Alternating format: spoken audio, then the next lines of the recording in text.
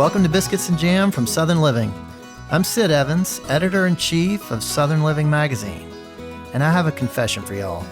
I've been a fan of the Grateful Dead since I was in high school, and today I am very excited to be talking with someone who performed with that band for some of their most formative years. Donna Jean Godchaux-Mackay got her start as a session singer when she was just a teenager in Muscle Shoals, Alabama, and her voice appeared on iconic hits by Percy, Sledge, Elvis Presley, Neil Diamond, and others. Eventually, she moved to California in pursuit of adventure, and that's what she found when she met Jerry Garcia and joined the Grateful Dead. We'll talk about all that, her grandmother's delicious biscuits, and why her family calls her the Forrest Gump of rock and roll on this week's Biscuits and Jam.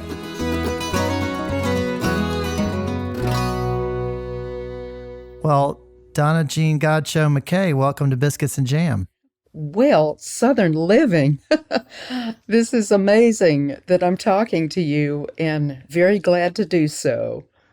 Well, it is a real honor for me to have you on this podcast. I have been a huge fan of the Grateful Dead for most of my life, and I've been listening to your recordings for about 40 years, so it is very nice to talk to you in person. Well, that lets you know how old I am. And me. Both, but still, here I am at age 75, and I cannot believe that it's been this long since I was in that band. And here we are, still talking about it. And talking about it is great, and I love it. And so let's go. Well, I want to start out talking a little bit about your hometown of Florence, Alabama. You grew up in a kind of mythical place for someone who loves music. Tell me a little bit about your hometown. Well, I was born in Florence, Alabama, and this is where I live right now. And by the time I was 12 years old, I knew that I wanted to be a songwriter. I wanted to be a singer. I wanted some musical experience. And it just happened that stars fell on Alabama at that time. They sure did. They surely did. And when I was 12 years old, wrote my first song that got really any attention when I was on a local television talent contest. And I won for writing a song, singing it, and playing piano on TV. And that alerted a couple of people in the Muscle Shoals area to send me to Rick Hall's studio, which was above this drugstore in Florence, Alabama. And that's where I went into my first studio, and I got the recording bug that just absolutely took me over. I saw all the wires and all the equipment and everything, and it was not only the singing part of it, it was the electronic part of it. The whole view of the music industry just took my brain and never left. As you can well tell, it never left. And it all started there at Rick Hall's studio in Florence, Alabama. And this was early 60s. Now, Donna Jean, I've heard you say that your dad played guitar a little bit. Was there a lot of music in your family? You know, he did a little bit, but not professionally or anything that I could really draw attention to. But the fact that my dad loved the guitar, and I heard chords and I heard music from an early age, really gripped me. I had to have it.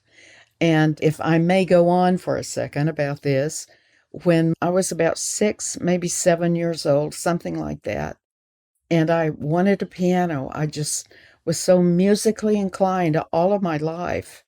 But my mother understood my love of music even at that age. I couldn't have a piano. My dad was in the Army. We moved, and there was no room for anything that big in our house. And my mother understood me so much at that young age, at 6 years old, that she took glasses out of our cupboard and filled them each with different levels of water and gave me a spoon. I would make music from those glasses of water. Depending on the amount of water that was in the glass, made a different tone. And I wrote music on those glasses. Wow. In my sensibility, I started writing music at that age and understanding the difference in tonalities. And it grew from there. And I never quit and couldn't get over it. So here I am still today talking about this. What a beautiful thing that is. I love that. What a creative mom, too. Yes. Did you have a mentor when you were trying to make it as a singer? Well, as a mentor, I guess you would have to say that it was Jeannie Green. Jeannie was married to Marlon Green, who eventually we were all involved in the recording of When a Man Loves a Woman at Quinvy Studio in Sheffield, Alabama in the 60-somethings. You can tell me what year it was. I don't even know anymore. I think 1966 is what I read. Thank you. Thank you for that. But it was Jeannie and Marlon who really kind of concisely took an interest in me and taught me how to sing as an ensemble and just directed me musically. They were invaluable to me and still are. And Jeannie has passed, but I am still in touch with Marlon Green and will always be one of my best friends and someone that I look up to extremely. I've got to ask you about that recording. I mean, that is just one of the great songs of all time, When a Man Loves a Woman. And I'm wondering what it felt like to be in the studio with Percy Sledge. Did you get the sense that something really special was happening? Well, I keep saying that you never know when you're making history. And of course, we didn't know at that time. All we knew was that we loved music and we had to do it. It was a have to thing. It wasn't something that we wanted to do or what you call a project. It was something that you had to do. And it was so viable and so predominant at that time for us that we didn't care what happened. We just had to do it. And what happened was When a Man Loves a Woman became the number one song in the nation. And I remember when Jeannie Green and I took the Billboard magazine that showed When a Man Loves a Woman is number one in the nation. Percy was in the hospital. Oh. For a kidney infection or something. Jeannie and I took the Billboard magazine into his hospital room and showed him that When a Man Loves a Woman was number one. It's those kind of things that you can never forget, yet you didn't know at the time that they meant anything, really. It was big for us on a certain level, but we didn't realize how big the world was and how much bigger that it was going to become. And it was an amazing thing to watch When a Man Loves a Woman become what it is today. I mean, it's all over the world. You know that. Oh, everywhere. And we're still talking about it. And I bet I hear it on the radio every couple of weeks. It's just part of the fabric of everything. Yeah, it is. Yeah, it is. So, Donna Jean, you also got to know Elvis, and you sang on one of his biggest hits of all time, Suspicious Minds, in I think 1968 or so. And he was a really big deal by then. So that must have been very exciting to be part of that recording. What was your favorite memory of that experience? Well, if I might go back, darling, to when I was Please. 9 years old, living in Louisiana and going to see Love Me Tender at the theater. And I wore my best frock that I could because it was such a special occasion to see Elvis Presley in his first movie, and the audience was screaming. And if I had known at that time that I would be singing with him, I don't think I could have lived. It would have just been too much that I could be in the same room with Elvis Presley, much less singing with him at any later date. So that's one aspect of mine and Elvis's love affair from afar, of course. And then to get the news that Elvis has asked our voice group to be on his recording that he was doing in Memphis, we screamed for hours. Elvis wants us to be a part of this. And what had happened was Elvis was recording in Memphis, of course, and he heard the demo that our voice group had done on the song Suspicious Minds. And from what I understand and what people have told me, that Elvis said, I want that song and I want those girls. And the rest is definitely history that I'm so proud of. Oh, I mean, what a song. There's so much energy in it. What was he like as a person? Well, let me say this. My back was turned when he came into the studio and I knew he was there. That's what kind of aura and energy that Elvis Presley brought into any room. And I knew that he was in the room. Our voice group, we just did projects here and there. We had sang on hit records, but Elvis Presley, that was another realm. The thing was, we were so excited, yet we were professional. And we just did our job, and it was boom, boom, boom. This is what we do, and we did it. Elvis was in the control room listening to us and actually listened to all of our voices independently on the microphone. It was a big deal, and we were so professional and didn't blow it at all or get starstruck. No. We didn't do any of that. And the recording was done, and we, of course, did not only Suspicious Minds, but In the Ghetto, Rubberneckin', and a whole bunch of others that were on that album. But then, when the session was over, and we left and we went to the International House of Pancakes in Memphis, and we had this one little photo that's still the only photo of us with Elvis that we had, and we just screamed bloody murder in the House of Pancakes. Just screamed, we just sang with Elvis Presley, and we lost it.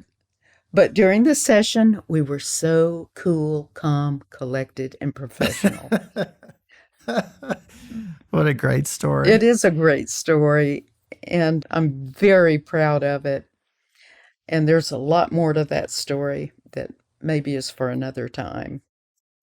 Well, Donna Jean, you had an incredible job in Muscle Shoals, especially for someone who loves to sing, loves music as much as you did. I mean, everybody was coming to you. Neil Diamond, Aretha Franklin, Cher. Yeah. Why did you decide to move to California? Well, I never sang with Aretha Franklin. And that's another misconception that's out there, that I sang with Otis Redding.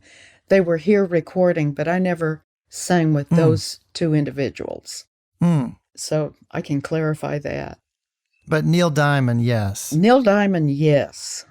Yeah. And that was a wonderful experience, and he is so great. Can't say enough good things about Neil Diamond and his talent. He was incredible. But the thing is, for me, after 5 years of being in the vocal group that I was in, which was called? We were called Southern Comfort. I had a really good career going on, but I had been in the South all of my life, had never really been out of the South, except we were called to New York to do a session with Benny King. And that was the only time I had really been out of the South. And I thought, I just want another experience. And I just had this is a Southern way to say it, but a hankering.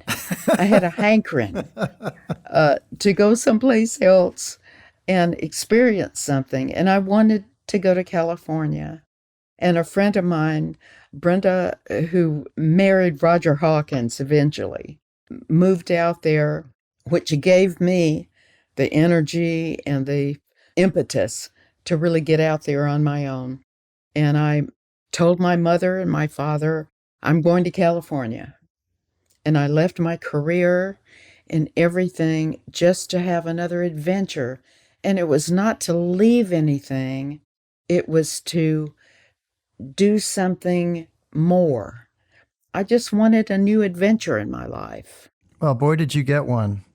Never think that what you ask for is not going to happen. I got to California and everything changed. Most people were into the Grateful Dead, and I'd never heard of the Grateful Dead. And I thought, oh my God, what a horrible name. And oh, these people, they're just on drugs and blah, blah, blah. I just had no interest in what was going on out there until I saw the Grateful Dead, and it changed my life. So talk to me about that. I mean, what was that like the first time that you saw them perform live? Well, I'm a Southern girl, and so I just don't take things just like by rote. I've got to experience it. You got to nail me on it. So I was telling people, well, they must be good looking or something. They don't know how to play music. I had been in Muscle Shoals where everything was so structured and arranged and produced. Jerry Wexler, Tom Dowd, name all these guys. That's who I was used to working with. And then hearing about the Grateful Dead, I thought, they don't know how to play music. They don't know how to make records. What is all of this about? And I was forced to go to a Grateful Dead concert by friends of mine. And I said, okay, I'm going to prove to you guys that it's only drugs, it's only this, and it's only that. You guys are nuts.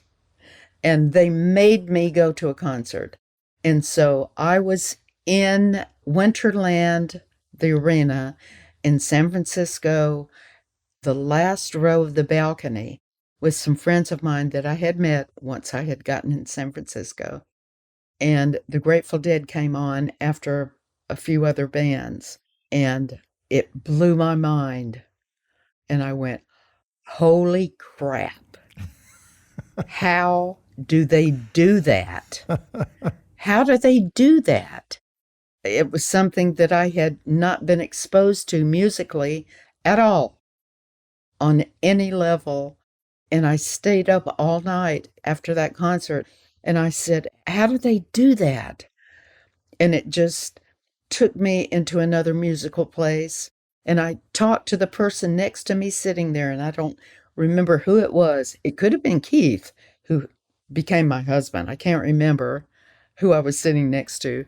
But I said, when I sing again, it's going to be with that band. And that's it. And so how did you and Keith end up getting into the band? Gosh, Sid, this is a long story. Do you want to hear the long story? Sure. What's this? There must be a shorter version of it. The shorter version that I can talk about on Southern Living in this podcast is that Keith and I got married. That's a whole nother story. But Keith and I got married, and I said, let's listen to some Grateful Dead. And Keith said, I don't want to listen to it anymore. I want to play it. And of course, Keith was a consummate keyboard player. I mean, beautiful piano player who had grown up classical and with jazz. He knew what he was doing. And I knew what he was doing because I had been in the music business, you know. And I said, okay, well, then let's go get in the band. And So Keith and I went down to a Jerry Garcia band gig that was in San Francisco. And I pulled Garcia aside when he was leaving to go backstage for intermission. And I poked him on the shoulder and I said, Keith and I have something I want to talk to you about. He just looked at me right in the eye and he said, okay, we'll come backstage. And Keith and I were too afraid to do that. And so we were just sitting there in this venue, and Garcia came out from backstage and sat down next to us. And I said, well, here's the thing. Keith and I need to talk to you about something because he is your next piano player. And I need your home telephone number so that we can call you and set up a time for you guys to play. And the rest is history. That's the short version. So they got together and they obviously hit it off right away. Right away.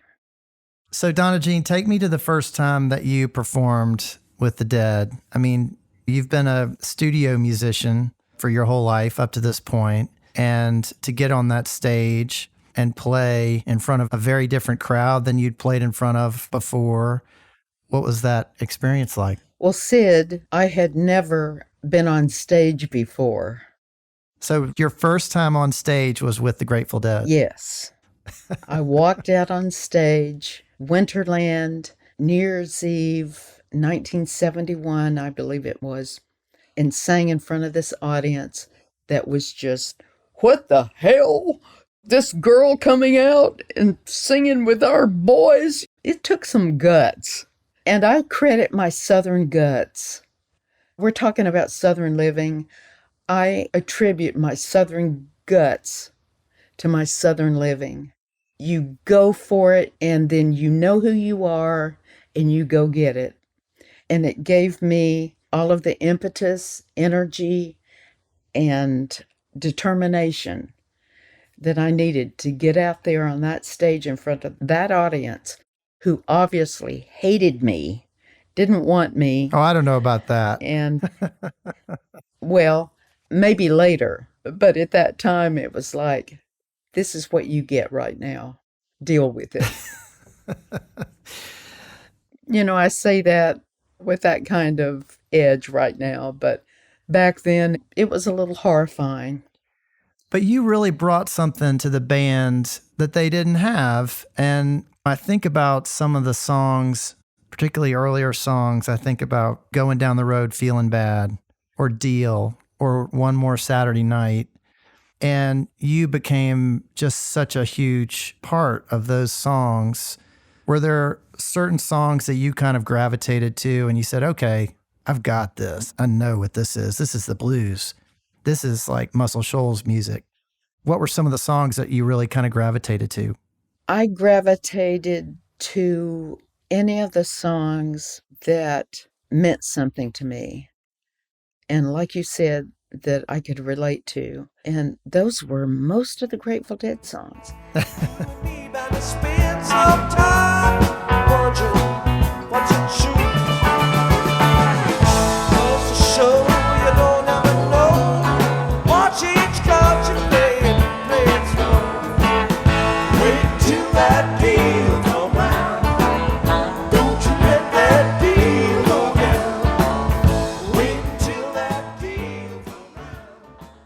Because most of the Grateful Dead songs had so many musical influences, and so much of it was Southern.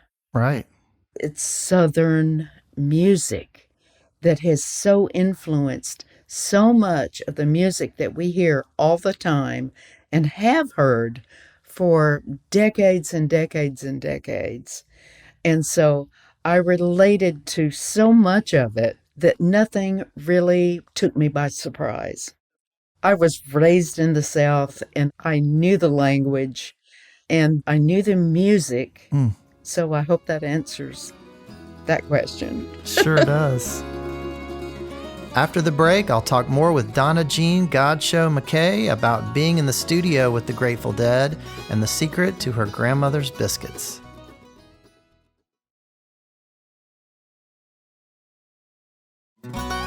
Welcome back to Biscuits and Jam from Southern Living. I'm Sid Evans, and today I'm talking with the Grateful Dead backup singer and Alabama native Donna Jean Godchaux-Mackay. So, Donna Jean, today is May 8th. Yep. Which is kind of a significant day in Grateful Dead history because it's the date of a show at Cornell in 1977 that's widely thought to be one of the best performances and best recordings ever made. I'm wondering if you have any sense, did you have any sense during that show or during that particular year that something kind of extraordinary was happening? Well, I'll say again, you never know when you're making history or you're a part of history or something is going to outlast you. You never know that. And that's one of the beautiful things about it, is that if you know it, it's not authentic. And I mean, let's face it, we never knew anything. We didn't know what we were doing. We were just playing music. And especially at that time, in that era, this is 70s, we didn't know anything. All we cared about was playing music. And so we weren't looking to 40 years or 30 years or 20 years or 10 years or even 2 years beyond that. And we were just interested in playing that gig. And so when I look back on that, it was a gig. Right. When I listen to it now, I go, oh my God, that was incredible. I think anybody with any sense who is a musician, artist, or whatever, and looks back on something they didn't realize at the time, and then now they can look at with such different eyes and different ears and a different perspective and different decades, can go, oh my gosh, that was incredible.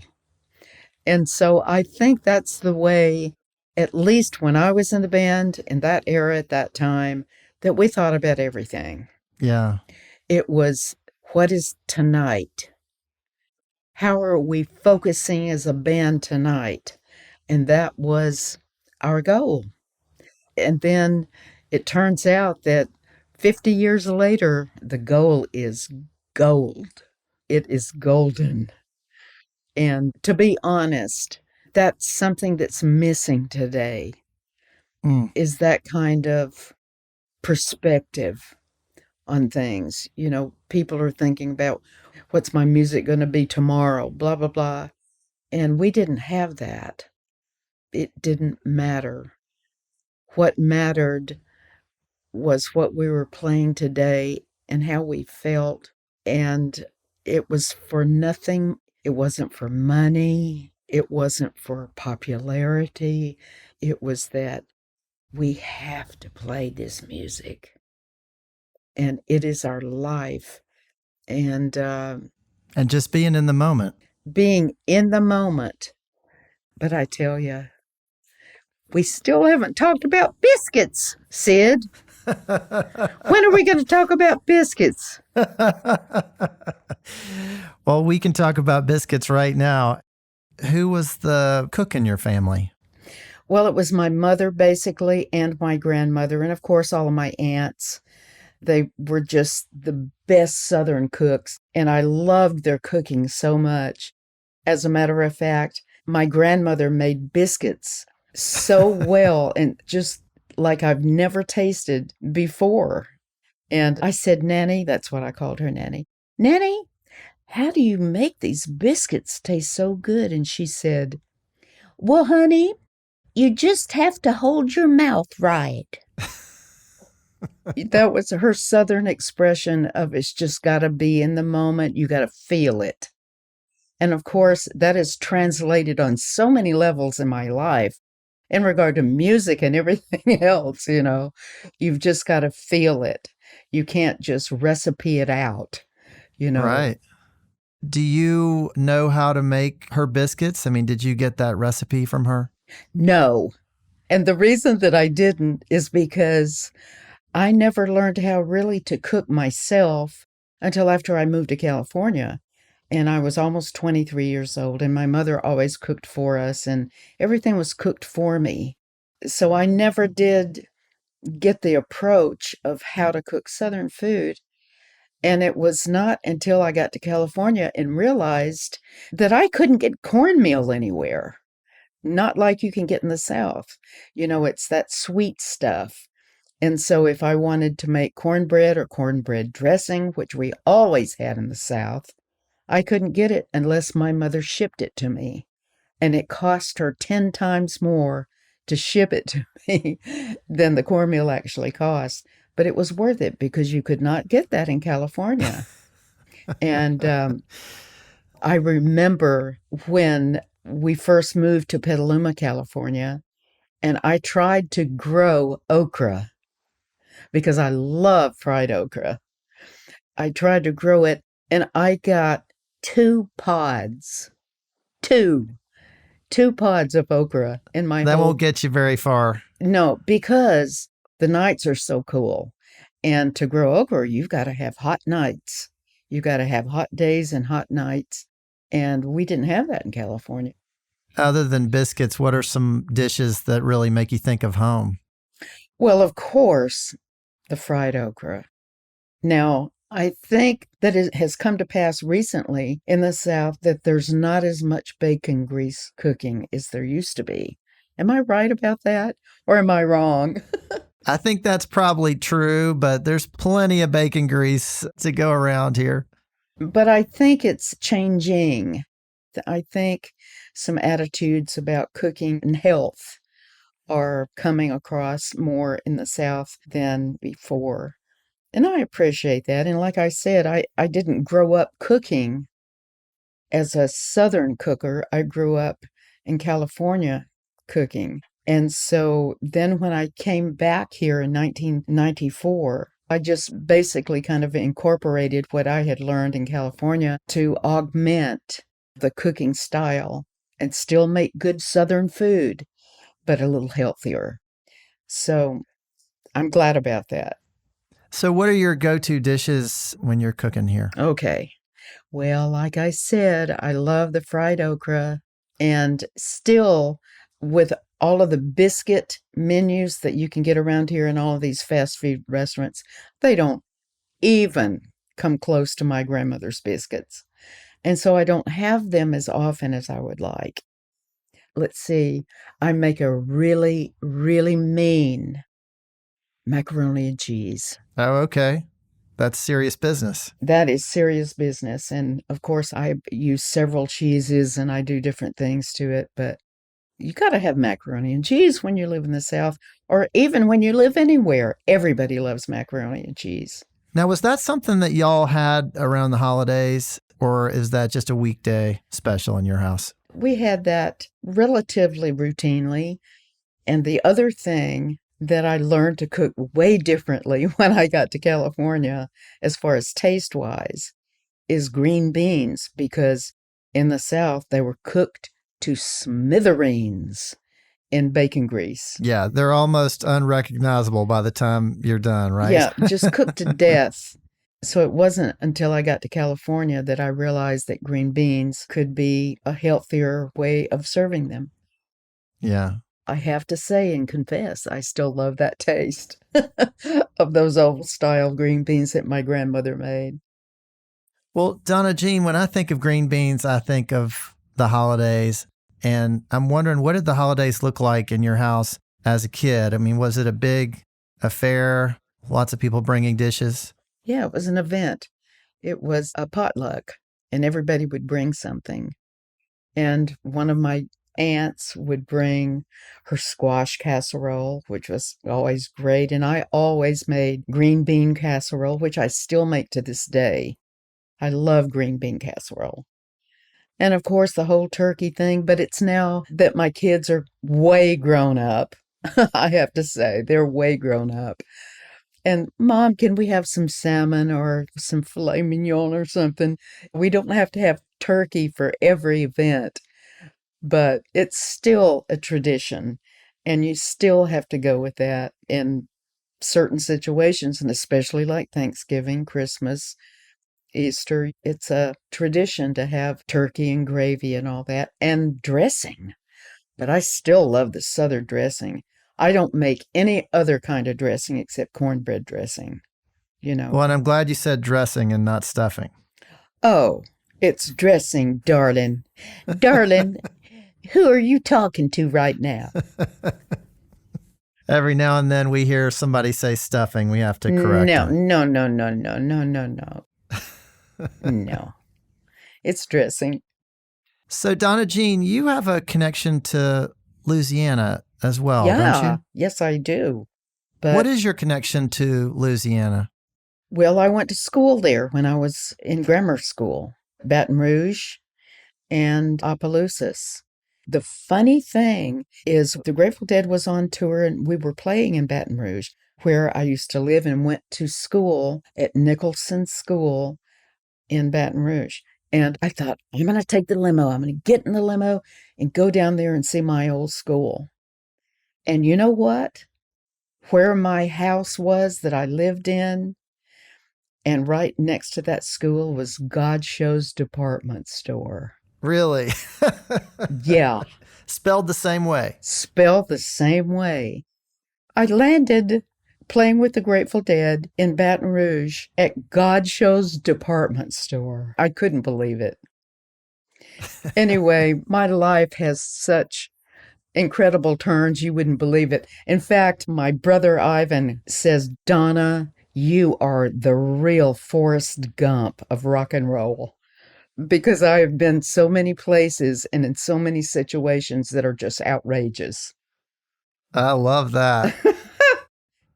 You talked about your grandmother's biscuits. Tell me about your grandmother as a person. What was her name? Where did she come from? What's her story? She was from Town Creek, Alabama. Her name was Maddie, and she was the most seriously wonderful, wonderful Christian person. She didn't sew on Sundays, but if there was something that needed to be done and it was on a Sunday, she would make a concession and do it for us, because her love was what shined above her religion. And I always appreciated that about her, because I knew it was a big deal. And like I said, she was a great cook and really influenced me in being a human being. And I have to say that even my parents were very supportive of me doing what I was getting into at a very early age. You know, by the time I was 15, I was singing in recording studios. That was way different than anybody else was doing in the area at the time. I had a great upbringing. They knew how to raise a child. And they did their best with me, and I still ended up going to California and joining the circus, you know. But I had a great upbringing. Well, Donna Jean, you had all this studio time in Muscle Shoals, and you also spent a lot of time in the studio with the Grateful Dead and with Jerry Garcia. What was it like being in the studio with them and being a part of several albums? That was a very different side of the band. Well, on the road was one thing. On the road is hard, no matter how you can describe that. But being in the studio with them was a comedy routine. It was amazing.